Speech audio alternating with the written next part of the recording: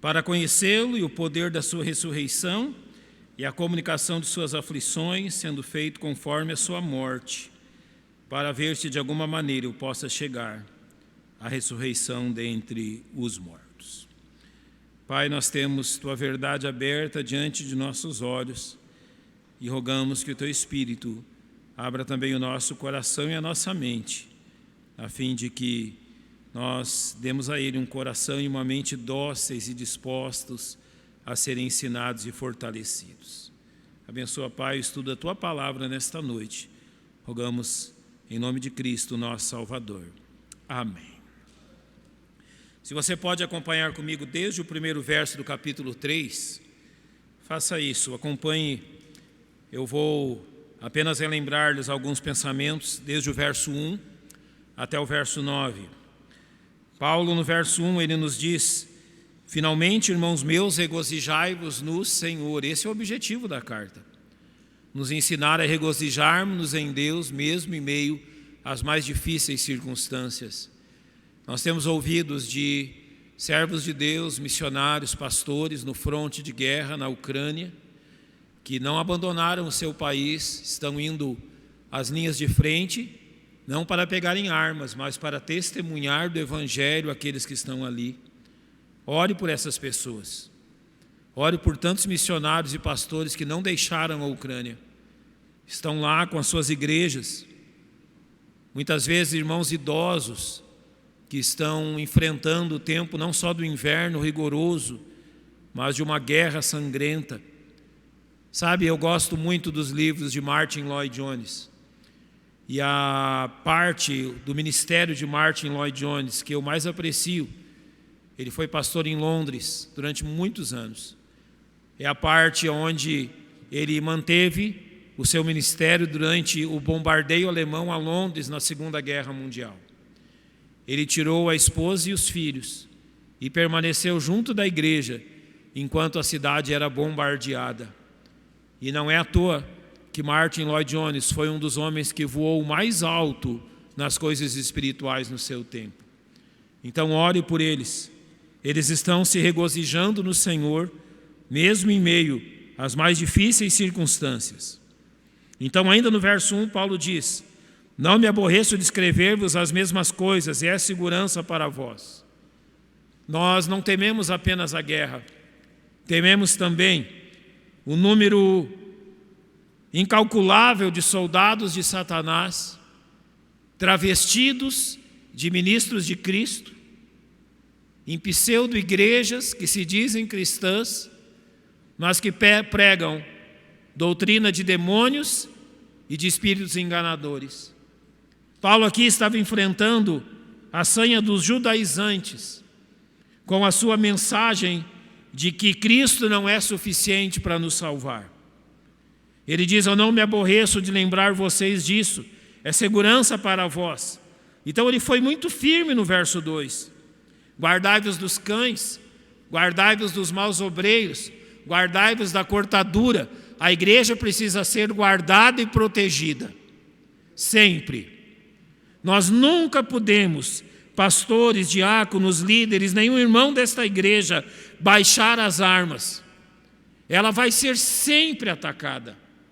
Satanás, e quanto mais nós nos dispusermos à obra de salvação de almas, mais Satanás há de nos atacar. Paulo por três vezes diz: guardai-vos. Você sabe que é um verdadeiro cristão? O verso 3 diz isso. Porque a circuncisão, ou seja, realmente os filhos de Deus, aqueles que servem a Deus, Paulo diz, somos nós. Servimos a Deus em espírito, nos gloriamos em Jesus Cristo e não confiamos na carne. Isso é ser um cristão. Serve a Deus pelo poder do seu espírito. Tem a sua glória em Jesus Cristo e não nos homens. E não confia em sua própria carne. Por isso, Paulo nos demonstra a inutilidade das credenciais humanas nos versos 4 a 6. Ainda que também podia confiar na carne, se algum outro cuida que pode confiar na carne, ainda mais eu. circuncidado ao 8º dia, da linhagem de Israel, da tribo de Benjamim, hebreu de hebreus, segundo a lei, filho fariseu, segundo o zelo perseguidor da igreja, segundo a justiça que há na lei, irrepreensível. Paulo era um grande entre os grandes religiosos do seu tempo. Sabe, eu agradeço a Deus pelo pastor na minha infância, porque ele muitas e muitas vezes nos repetiu uma verdade que eu cheguei a sonhar com ela, confesso a dizer-lhes. Ele dizia assim, que nenhum de nós ia para o céu agarrado na barra da saia da mamãe. Ele dizia, olha, não fique confiando que você vai para o céu agarrado na barra da saia da sua mãe. Sabe, com o tempo, eu era bem criança ainda, toda vez que minha mãe estava em algum lugar que eu não conseguia ver ela, ou ia numa das irmãs, ou no meu avô que morava do lado, que sumia um pouquinho, eu achava que ela tinha sido arrebatada. Eu pensava, a mamãe foi para o céu e eu fiquei. E aquilo marcou, não é o meu medo de infância, mas é a mais pura verdade. Filhos de crentes não nascem crentes, filhos de salvos não nascem salvos. Nenhuma credencial humana é necessária ou suficiente. Há apenas uma coisa que é suficiente. O verso 7 diz, mas o que para mim era ganho, reputei-o perda por quem? Por Cristo. De um lado da história está dos versos 4 a 6 a enorme lista de qualidades carnais de Paulo. Do outro lado, apenas um nome, Jesus Cristo. E Ele é tudo o que precisamos. Então no verso 8, ele nos diz da visão que ele tem da vida e do mundo, dele mesmo, a partir do momento que ele conheceu a Cristo. Na verdade, tenho também por perda todas as coisas, pela excelência do conhecimento de Cristo Jesus, meu Senhor, pelo qual sofri a perda de todas essas coisas e as considero como escória, para que possa ganhar a Cristo. Ou seja, para que possa realmente ganhar aquilo que Cristo me ganhou, aquilo para o que Cristo me ganhou, ou seja, ser feito semelhante a Ele. Então no verso 9 é nos dito, como nos encontramos a Cristo? E seja achado nele, primeiro, não tendo a minha justiça que vem na lei, não tendo a minha religiosidade, mas a que vem pela fé em Cristo, ou seja, a justificação pela fé, a saber, a justiça que vem de Deus pela fé. Aqui nos é reforçada a verdade que a salvação é um dom de Deus. Você é um salvo. A primeira convicção que você precisa ter quanto à salvação é aquilo que Jonas disse. A salvação vem do Senhor. Ou seja, não das nossas obras, mas daquilo que Deus fez por intermédio de Cristo. Então tudo isso pertence à ênfase que Paulo está dando a alegria e paz que temos simplesmente por sermos cristãos e por praticarmos esta verdade.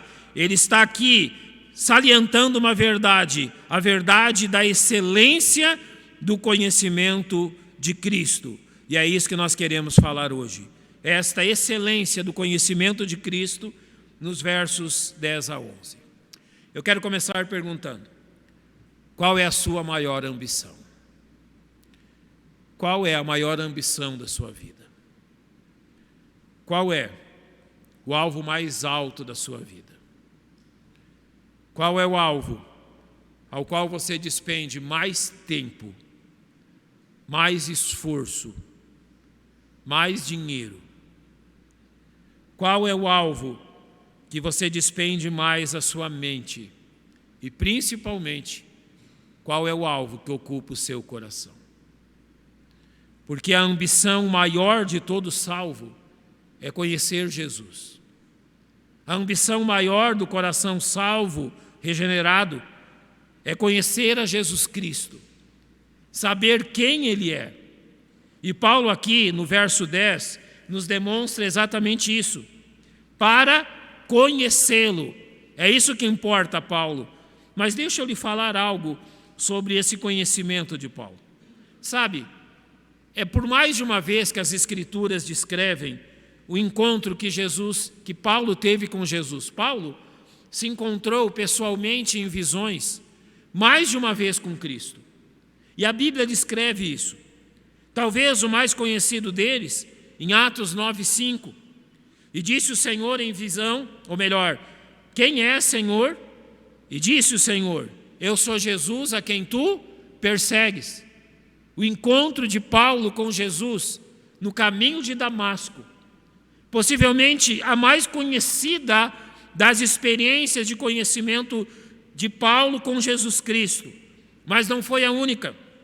Em Atos 18, versos 9 e 10 está escrito: e disse o Senhor em visão de noite a Paulo: não temas, mas fala, e não te cales, porque eu sou contigo, e ninguém lançará a mão de ti para te fazer mal, pois tenho muito povo nesta cidade.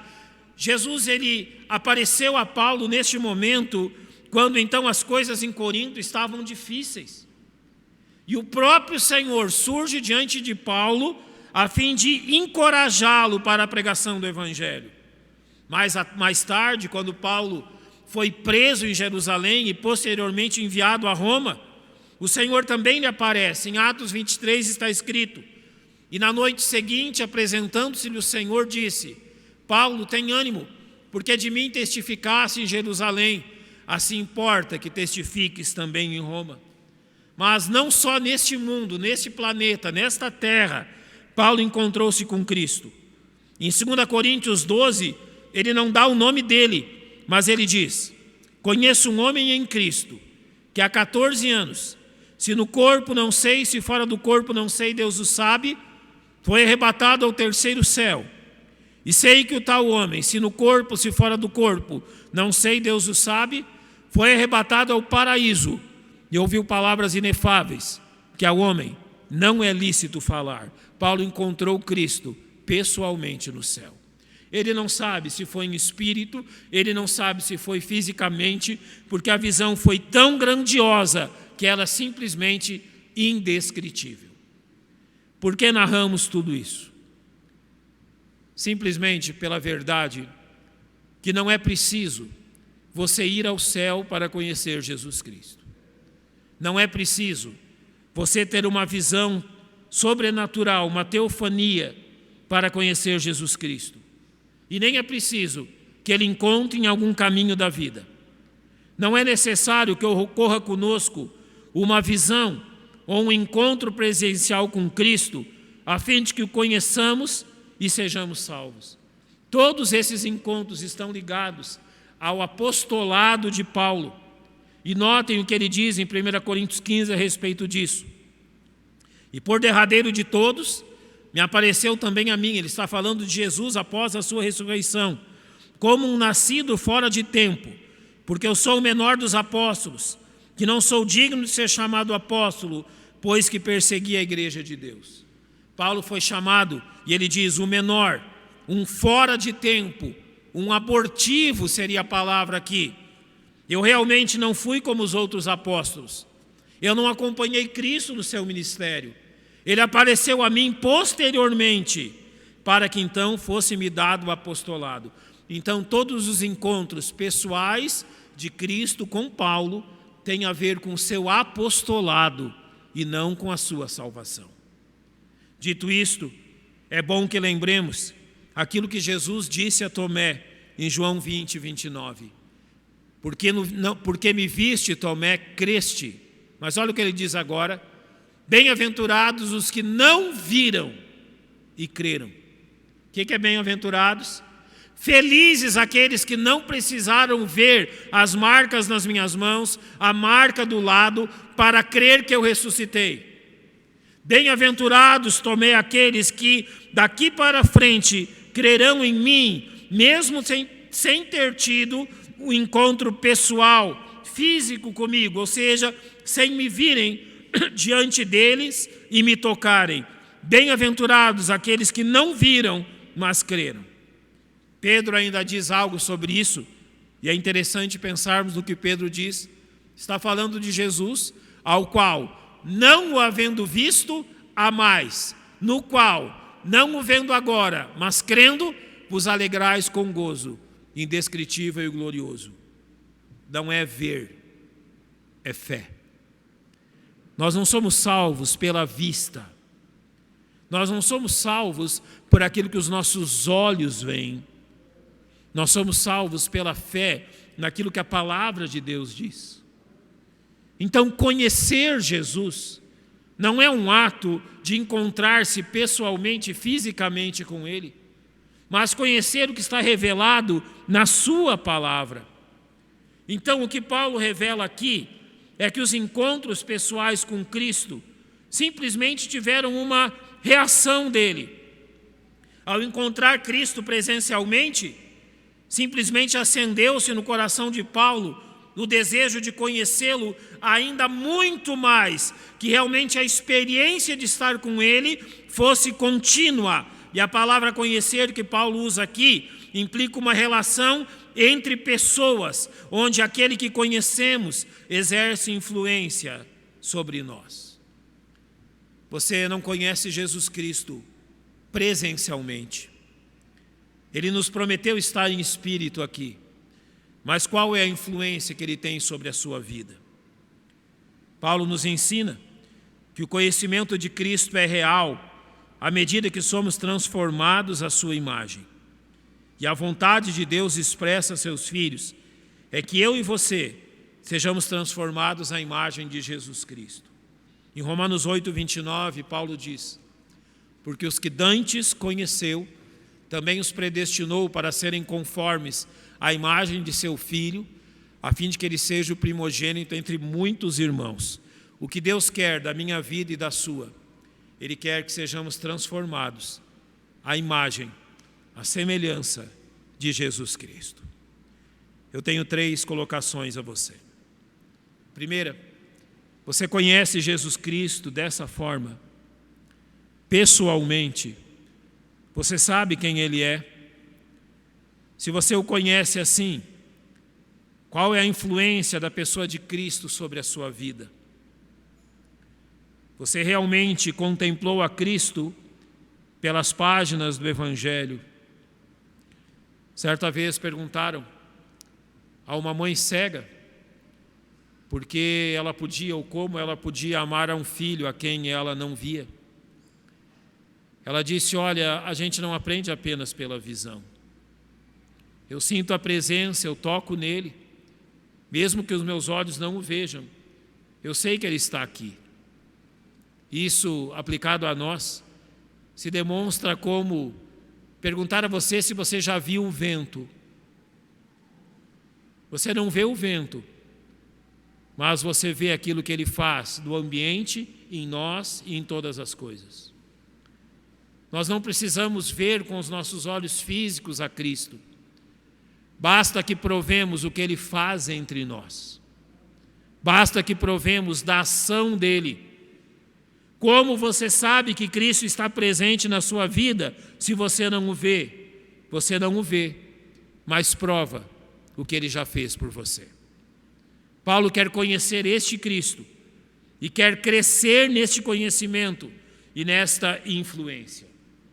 Por isso, agora então ele vai nos dizer de 3 modos o que um salvo em Cristo precisa conhecer. Ou seja, como nós somos transformados à imagem de Cristo. Como nós crescemos no conhecimento de Cristo. Olhe agora para 3 porções finais do verso 10. Ele começa dizendo que nós conhecemos o poder da sua ressurreição. Deixa eu voltar no tempo agora e falar a vocês como os judeus receberam a mensagem do Evangelho. Uma das grandes questões da religiosidade sempre foi a sua incapacidade de gerar santificação. Sabe qual é o problema da mera religiosidade? Sabe qual é o problema de simplesmente as pessoas virem à igreja, lerem a Bíblia, orarem, como se isso tudo fosse mecânico, como se tudo isso fosse simplesmente um ritual?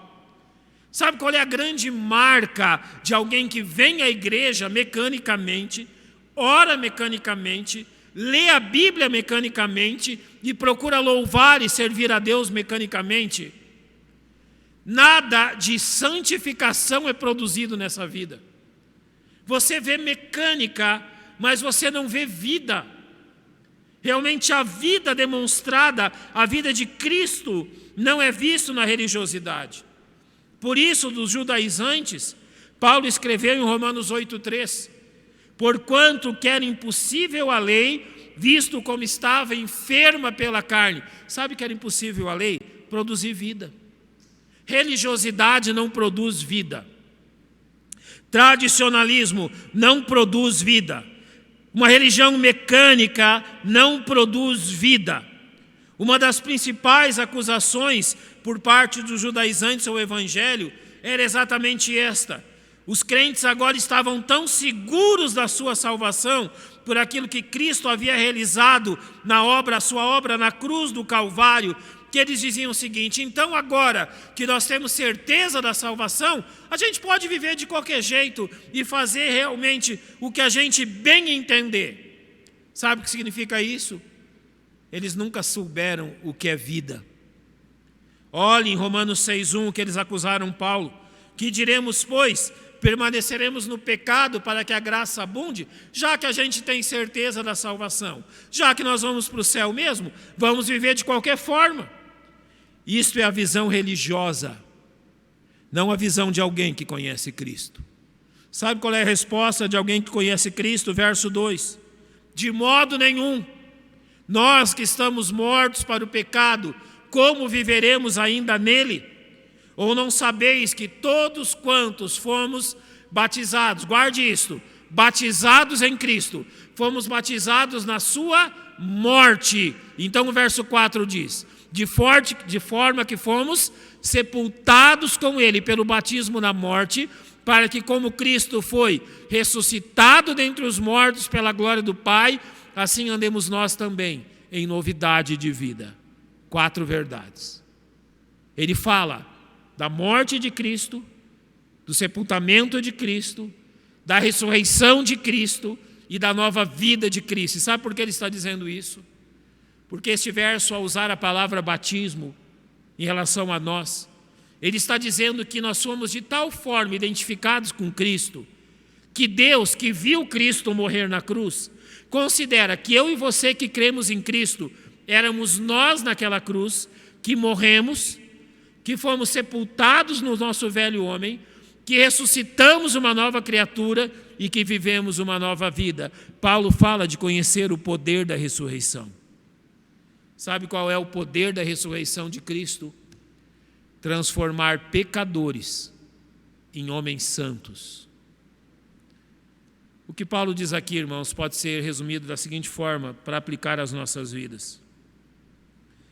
Quem era você antes de ser atraído a Jesus? Quais eram os pecados que dominavam a sua vida? Quais eram os pecados que te caracterizavam? Por quais pecados as pessoas te conheciam? Quando as pessoas olhavam para você, que tipo de pessoa elas diziam sobre você? Lá vai um ébrio, lá vai um mentiroso, lá vai um imoral, lá vai um ganancioso ou um desonesto ou ladrão. Notem que as pessoas nos qualificavam de acordo com os nossos pecados. Só tem uma coisa que muda isso. Somente o poder da ressurreição de Cristo pode gerar novas criaturas. Paulo diz e fala sobre conhecer o poder da sua ressurreição, ou seja, realmente o poder de algo vivificante e transformador na nossa vida. Paulo completa o assunto em Romanos 6,14 dizendo: porque o pecado não terá domínio sobre vós, pois não estáis debaixo da lei, mas debaixo da graça. Porque tudo muda quando nós cremos em Cristo. Porque a vida passa a habitar em nós. Esse é o testemunho de um cristão. Paulo vai além. Não só o poder da sua ressurreição, mas a comunicação das suas aflições. Deixa eu aplicar isso de uma forma muito clara. Você percebeu que depois que você foi salvo, você começou a enfrentar problemas que você não enfrentava antes da sua salvação? Sabe, as pessoas pensam que ser salvo agora significa que os problemas se acabam e que você não vai ter mais as lutas que você tinha antes. Não, a verdade não é essa. Quando nós somos salvos em Cristo, os problemas pelo menos triplicam. Porque 3 aliados se tornaram nossos inimigos: o mundo, a carne e o diabo, que antes jogavam do nosso lado, agora estão no time contrário. E agora o mundo se tornou nosso adversário. Satanás quer nos ver mortos a qualquer custo, e a carne, a semelhança de um cadáver com um saco de cimento sobre o peito, que não sentia nada do peso daquilo, agora então, vivos para Cristo, provamos do peso dos nossos pecados. Porque Paulo fala sobre provar das aflições de Cristo. Jesus sabia o que era ser afligido. Em Isaías 53:3 é dito que ele era desprezado e o mais rejeitado entre os homens, homem de dores, experimentado no sofrimento. Sim, Cristo sabia muito bem o que é sofrer. É interessante que a Bíblia, o Novo Testamento, não descreve nenhuma vez Jesus sorrindo, mas por pelo menos 2 vezes descreve ele chorando. Em João 11:35 diz: Jesus chorou. Em Lucas 19:41, quando Jesus olha para Jerusalém, é dito: e quando ia chegando, vendo a cidade, chorou sobre ela. Foi Jesus que nos ensinou no Sermão da Montanha: bem-aventurados quem? Quem, irmãos? Os que choram. Felizes são os que choram, os que têm comunicação com as aflições de Cristo. Mas por que essas pessoas choram? Porque elas são felizes enquanto choram.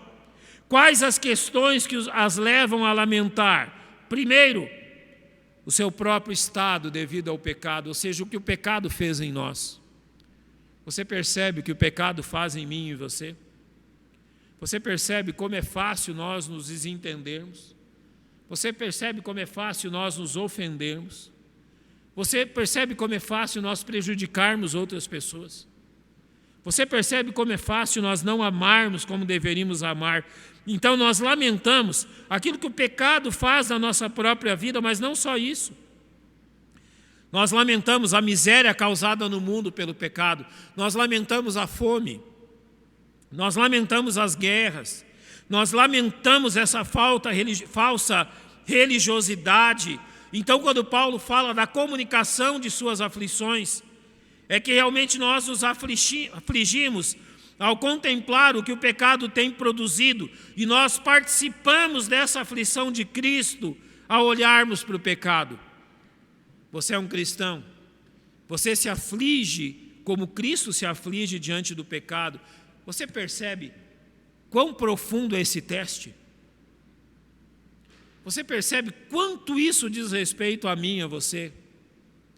Muitas vezes já ouvi o seguinte comentário. Vamos usar um exemplo daquele bandido, aquele homem que a polícia matou no meio do ano passado aqui em Goiás. Dizem que no lugar lá onde ele foi morto, houve foguetório quando o corpo dele foi trazido para a cidade. Muitos outros festejaram esse fato. Aos nossos olhos, aos olhos dos salvos, eles estavam festejando a entrada de uma alma no inferno. Isso não tem graça nenhuma. Independente daquele homem fez, Jesus morreu por ele também. Independente da maldade do coração dele, Jesus também verteu o seu sangue pela salvação dele, mesmo que ele rejeitou a Jesus Cristo. Não tem graça nenhuma a gente ir para o inferno. Não tem graça nenhuma nós nos alegrarmos por uma alma que agora foi condenada eternamente ao inferno. A guerra não tem graça nenhuma envolvendo ucranianos, russos, chineses ou quem lá for. O sofrimento das pessoas não tem graça nenhuma. A fome não tem graça nenhuma. A enfermidade não tem graça nenhuma. Que Deus nos livre de algum dia ficarmos felizes porque alguém a quem não nutrimos admiração venha descobrir uma doença mortal. Que Deus nos livre de dizer algum dia realmente que alguém mereceu algum tipo de enfermidade que em breve lhe tirará a vida. Que Deus nos livre, irmãos, de alguma outra atitude que não seja de lamentar o pecado. Sabe, aqui na nossa cidade, a imoralidade está cada vez mais gritante. Toda forma de imoralidade. Que Deus nos livre de zombar dessa imoralidade desejando mal a almas que estão caminhando para o inferno. Ah, mas elas não merecem ir para o céu. E alguns de nós um dia então mereceu. Ninguém merece. Nós vamos para o céu apesar de quem somos e não por quem somos. Que Deus nos livre de zombar do pecado. Que Deus nos livre de rir do pecado. Ele está dizendo a comunicação das aflições de Cristo. Cristo encarou o pecado como uma aflição. E Ele morreu por causa desse pecado, para que os homens fossem livres dele. E por último, o poder altruísta da sua morte, sendo feito conforme a sua morte. Você percebe que em todo o seu ministério, Jesus deixou claro que Ele veio a esse mundo para morrer. Jesus foi a única pessoa que nasceu nesse mundo com a missão de morrer. Ninguém nasce para morrer, pois Jesus veio a este mundo para morrer. Ele veio aqui para morrer. E tanto que ele diz em Marcos 10:45, porque o Filho do Homem também não veio para ser servido, mas para servir e dar a sua vida em resgate de muitos. Ele não escondeu isso dos seus discípulos ao dizer: é necessário que o Filho do Homem padeça muitas coisas e seja rejeitado dos anciãos e pelos principais sacerdotes e dos escribas, e seja morto, e ressuscite ao terceiro dia. Paulo demonstrou o mesmo desprendimento de Jesus em Filipenses 1:21 ao dizer que para mim o viver é Cristo e o morrer é ganho. Sabe, ao nos dizer que nós devemos nos conformar à morte de Cristo, Paulo está nos dizendo que nós devemos estar igualmente prontos a oferecer a nossa vida, se for necessário, para que Cristo seja exaltado. O homem que me discipulou é um dos únicos homens que eu conheço que passaram por essa experiência. Ele trabalhava numa empresa calçadista e durante uma conversa entre colegas, um homem se irritou porque ele novamente havia citado o nome de Cristo. E quando ele citou o nome de Cristo, o homem lhe deu uma bofetada com toda a força. Ele ficou meio desnorteado, mas logo que se recuperou, ele olha para o homem e diz: olha, se é por causa daquilo que eu lhe disse, se é por causa de Cristo, aqui está o outro lado. Mas eu não vou parar de falar de Cristo, não. Você não vai me amedrontar com isso. Irmãos, se necessário e preciso for, nós devemos estar prontos a dar a nossa vida por amor ao nosso Salvador. Paulo disse 3 coisas: provar do poder da sua ressurreição, o que gera uma comunhão preciosa com Cristo; provar das suas aflições, o que gera a nossa semelhança com Ele; segui-lo até o exemplo da morte, o que significa então que agora estaremos para sempre com Ele. Mas qual a expectativa de Paulo? E ele diz: para ver se de alguma maneira eu possa chegar à ressurreição dentre os mortos. Paulo não duvida que ele vai ressuscitar. E Paulo não está dizendo aqui que pode ser que alguém não vá ressuscitar. Todos os homens ressuscitarão, uns para a vida, outros para a morte. Mas todos os homens ressuscitarão. Se você pode observar bem, eu vou voltar aos versos 9 e 10, para que você entenda. Paulo diz: e seja achado nele, conhecê-lo, não tendo a minha justiça que vem da lei, mas a que vem pela fé em Cristo, a saber, a justiça que vem de Deus pela fé. Paulo está falando da justificação pela fé, de sermos salvos pela fé. Este é o primeiro passo. O segundo passo está no verso 10. Para conhecê-lo e o poder da sua ressurreição e a comunicação de suas aflições, sendo feito conforme a sua imagem. Este é o segundo passo, a santificação. Notem que no primeiro passo, na justificação, fomos livres da condenação do pecado. No segundo passo, da santificação, estamos sendo livres do poder do pecado. E agora olhe para o terceiro passo do verso 9, para ver se de alguma maneira eu possa chegar à ressurreição dentre os mortos. O terceiro passo é a glorificação, ser definitivamente livre da presença do pecado. Sabe o que é isso? Isso é simplesmente o meu e o seu caminho daqueles que já creram em Jesus Cristo. Nós demos o primeiro passo, cremos nele e fomos livres da condenação. Estamos no segundo passo, obediência a ele, conhecendo a Cristo e sendo livres do poder do pecado. Sabe, o terceiro passo pode vir amanhã para alguns de nós, pode vir ainda hoje para todos nós juntos, mas a grande verdade do Evangelho é que todos nós vamos dar o terceiro passo. Seremos livres da presença do pecado. Agora eu pergunto a você, sabe quem escreveu isso? Um homem que estava preso numa prisão, que estava aguardando os passos do carrasco, que ou entraria, a sua cela não era mais do que um buraco na pedra.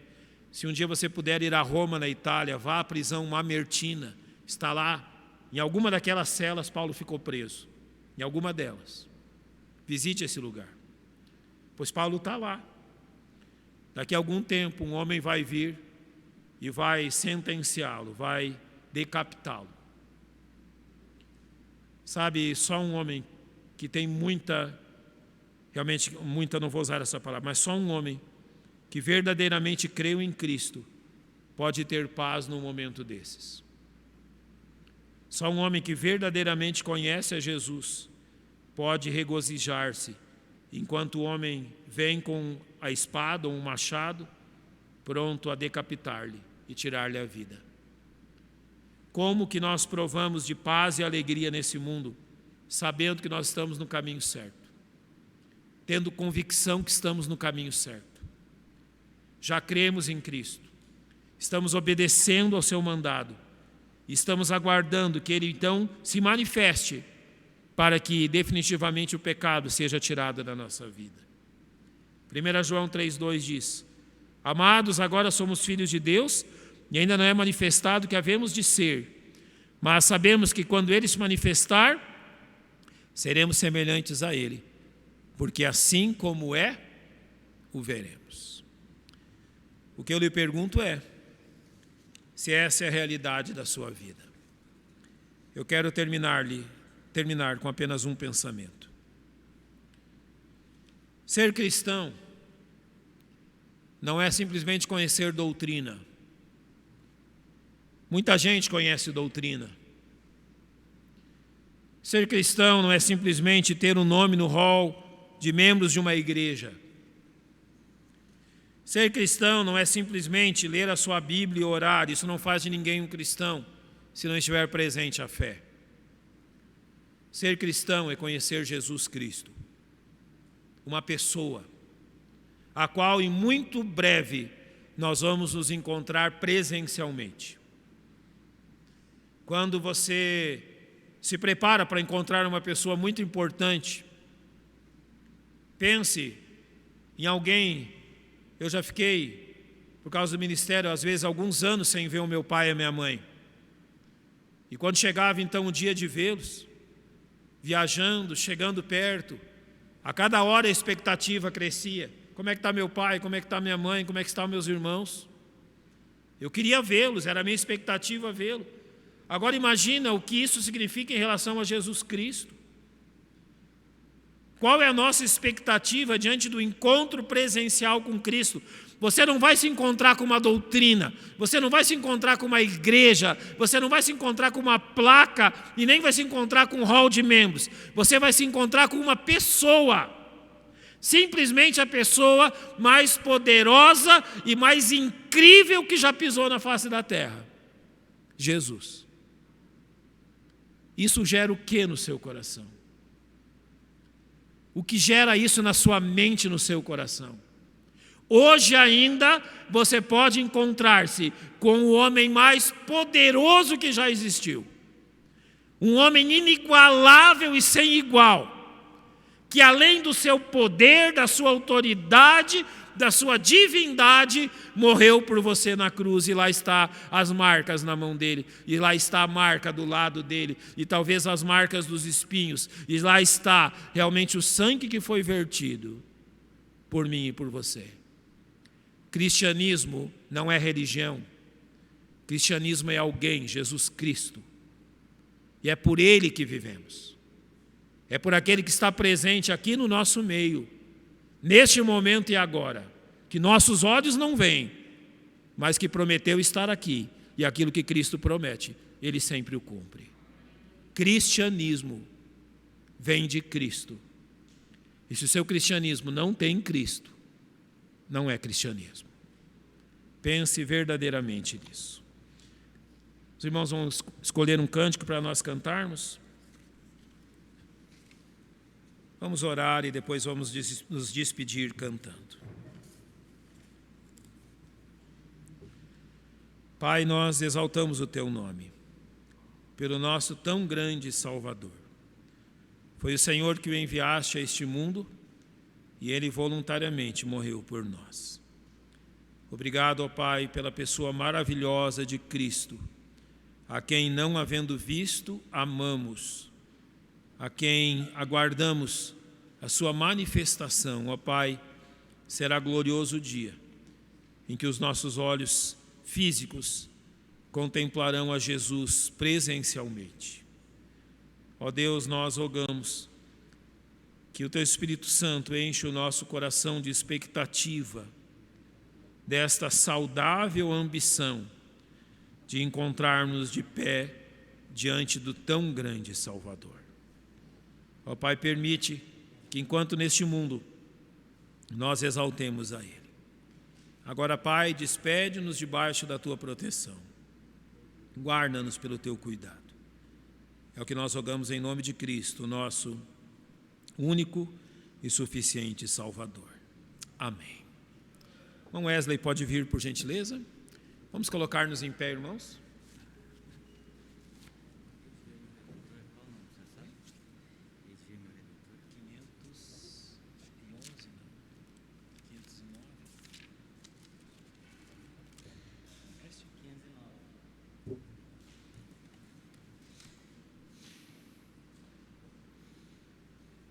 Vamos cantar 2 estrofes do Verei meu Redentor, 509, cantor cristão.